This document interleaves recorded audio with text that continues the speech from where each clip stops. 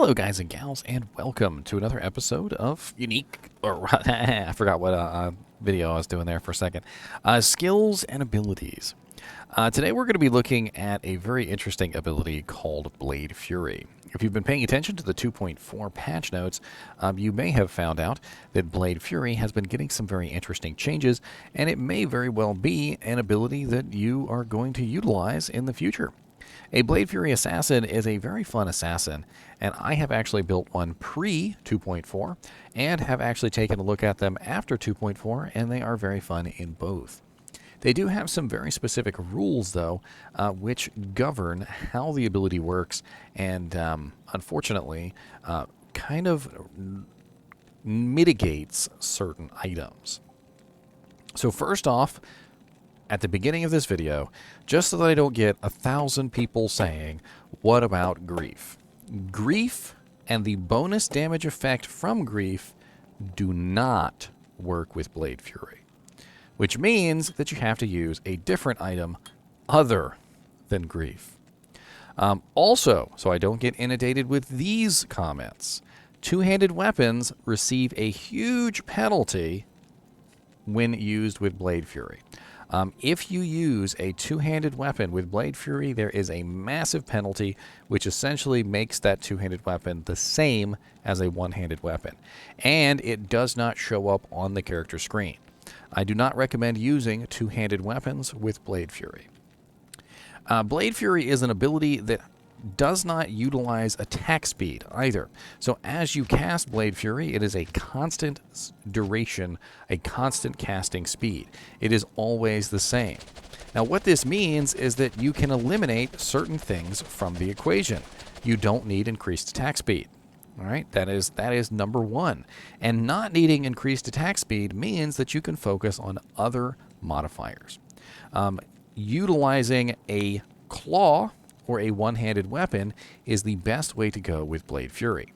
Now, one of the big downsides of Blade Fury is that it does not have a lot of attack rating, and this is rather unfortunate. It has basically no attack rating whatsoever, and you are going to have to solve that issue if you do intend to use Blade Fury on your character. You'll notice that I have maxed out Blade Fury right now, but my attack rating is only 830.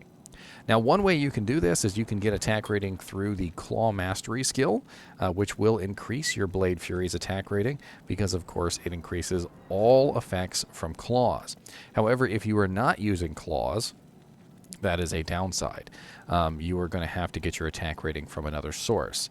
Now, my particular Blade Fury Assassin is using the rune word Death.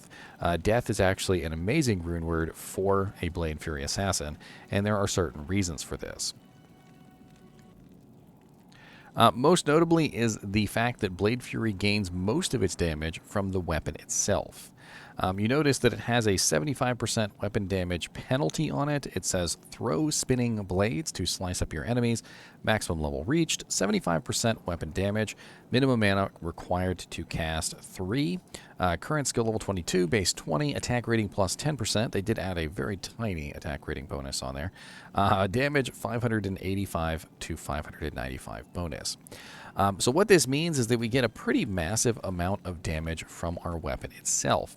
Having an ethereal weapon is a huge boost to the amount of damage that we can do. I'd like to take you over to my Blade Fury Assassin, but unfortunately my Blade Fury Assassin on live does not have access to the synergy bonuses which have been added in 2.4. As you can see, on Blade Fury, they added a 10% damage per level on Blade Sentinel, a 10% damage per level on Blade Shield synergies to Blade Fury.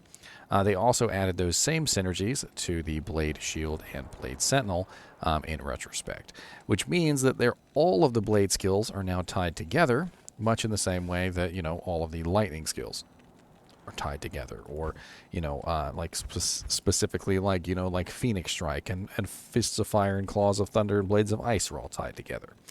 And the reason why they've done this, I think, is because they actually wanted to turn it into a fun spec, and they have turned it into a pretty interesting spec. Now, we are going to have to wait until April 14th before we get final patch notes to know whether or not all of this is going to stay. They may make final balance changes, and we need to keep our eyes on those. However, Blade Fury has some very interesting effects that can be utilized to make this a very strong item. Number one, Crushing Blow works with Blade Fury.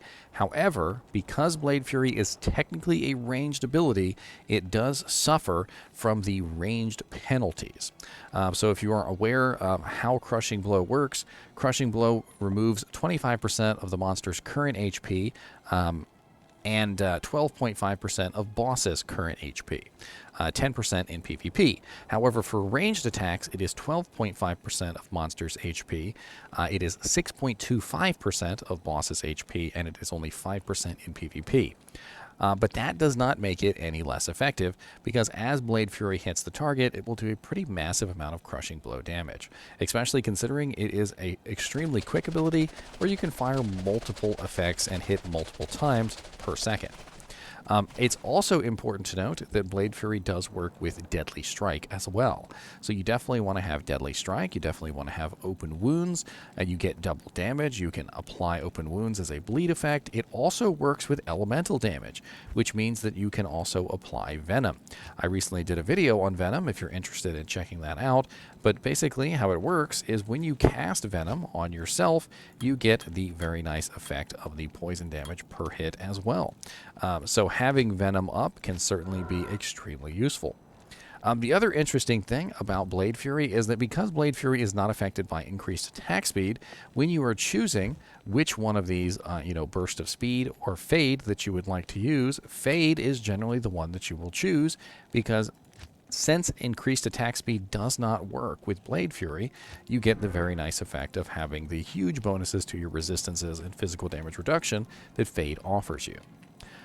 Blade Fury is just a really interesting ability to build because, quite honestly, there's not a lot that works with it, and it kind of ties your hands.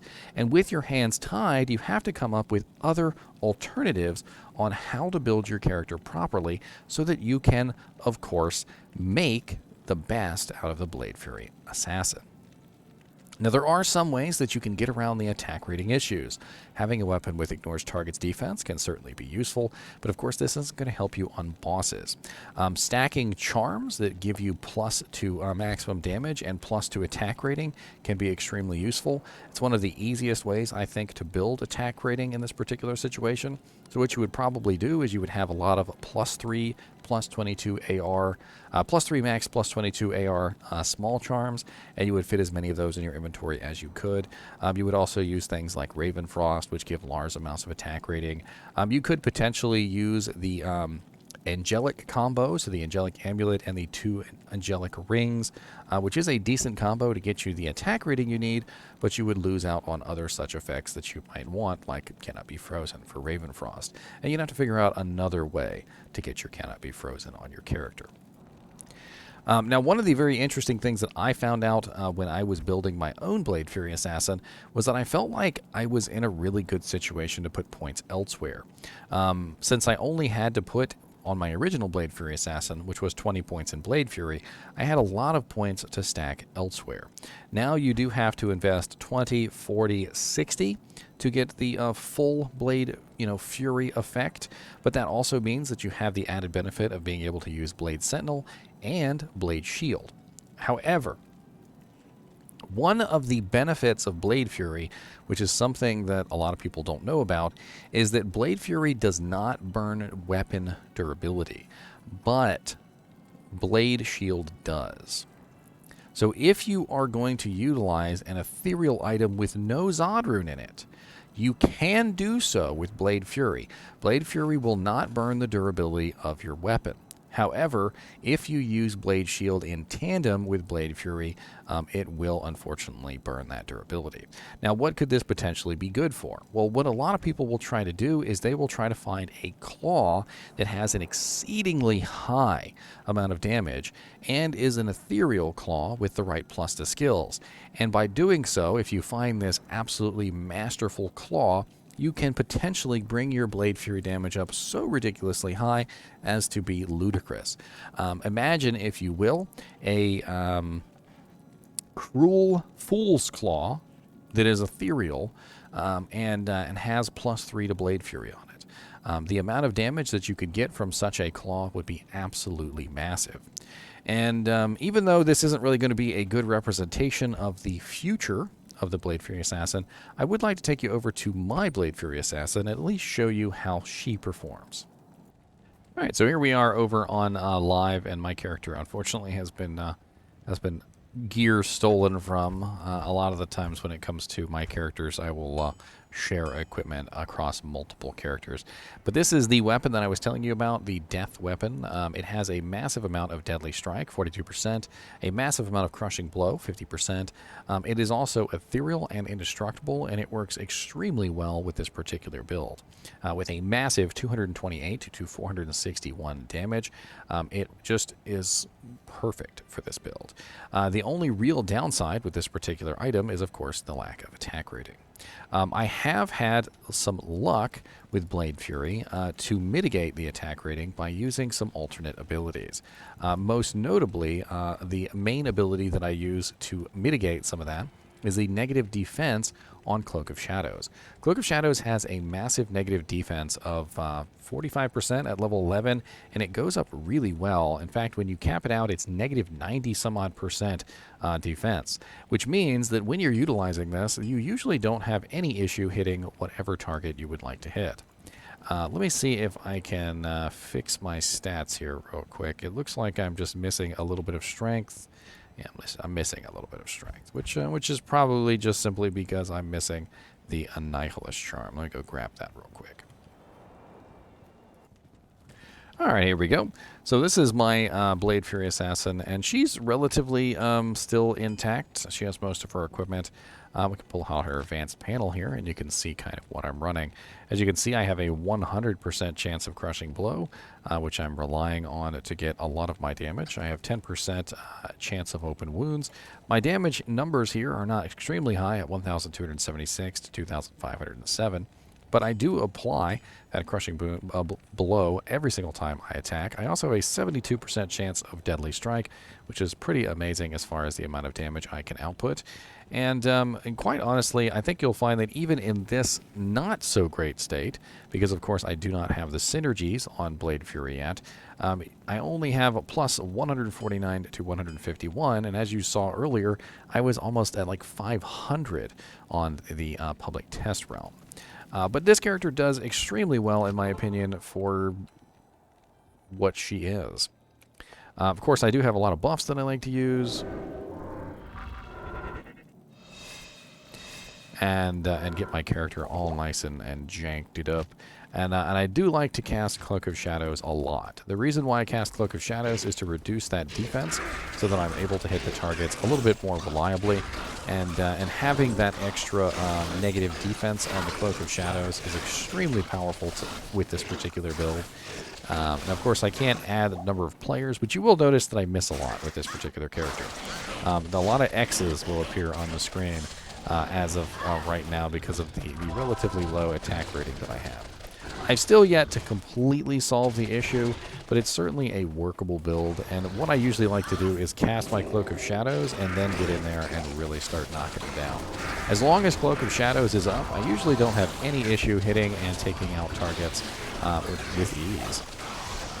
I'm actually really excited to test out this character in 2.4 with the final changes, just simply because I definitely did find the Blade Fury Assassin to be a very fun build.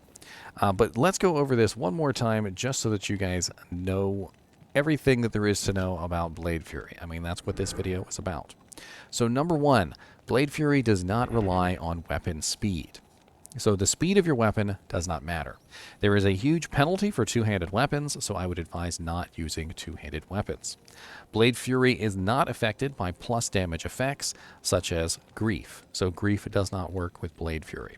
You need a massive amount of physical damage to make Blade Fury work. You can either do so with a one-handed weapon or a pair of claws. Claw Mastery does affect the the Blade Fury skill. So if you do build claws, you definitely want to build Blade Fury. Attack rating is a main concern with Blade Fury, and you definitely want to make sure that you have enough attack rating so that you can hit your targets. Whatever it is that you get your attack rating through, whether it be plus max damage attack rating charms, or whether it is the ability such as I'm talking about, which is Cloak of Shadows, which reduces the defense of all targets. There are a lot of ways that you can potentially deal with the differences. Blade Fury does work with Deadly Strike. Blade Fury does work with Crushing Blow, but at the diminished ranged capacity. Blade Fury does trigger open wounds. Blade Fury will also trigger on striking effects. And I don't know if I covered that or not, but it will not trigger on attack effects. So as you notice, Death has an ability of 25% chance to cast level 18 Glacial Spike on attack. It will not proc. However, if I have something that is on striking, not on attack, that will trigger.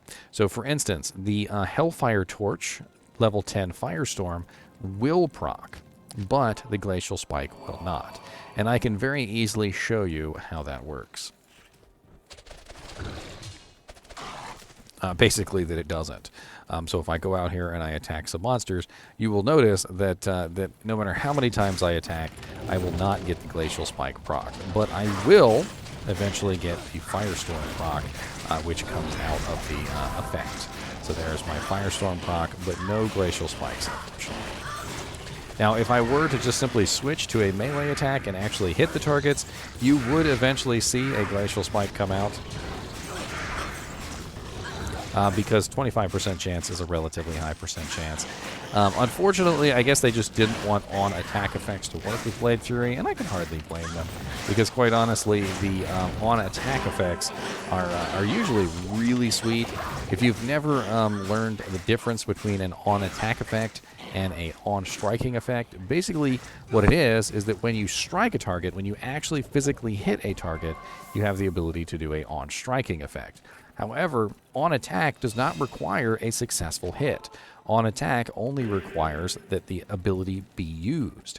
So that means that an on attack effect would have a chance to trigger every single time I used Blade Fury, whereas it doesn't have a chance to proc if it's a on striking effect every single time I use Blade Fury. I have to actually physically hit the target for there to be a chance. If I miss, there's no chance with on striking. However, I can miss as many times as I want to. I don't even have to be attacking an enemy with on attack. On attack can literally just be me swinging in the air. And to give you an idea of that, if I literally just take my weapon and I just swing in the air, there is a chance that I can have the effect proc. I think I need to have at least a monster like within range here. Let me see here.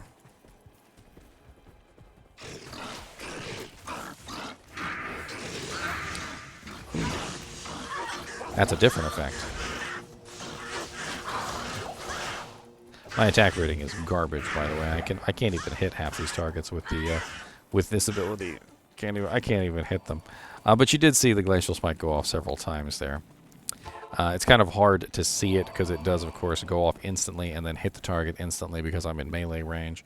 It would be a little bit easier to see if it were a ranged weapon because you would see the travel time of the Glacial Spike before it hit the target. But because I'm already in melee range, it literally just comes out and immediately explodes in a kind of like a cloud of ice. Anyway, I hope that you guys have enjoyed this episode of on Blade Fury. One of the ways that you can increase Blade Fury, by the way, pretty massively is off-weapon ED, and that is why my character is using a large amount of off-weapon enhanced damage. I have Fortitude, which is 300%. I'm using a 78% in a Moser's. I'm also using more enhanced damage, 38% in the G-Face. I have as much off-weapon enhanced damage as well as other sources like plus maximum damage as I can possibly get to beef up that amount as much as possible.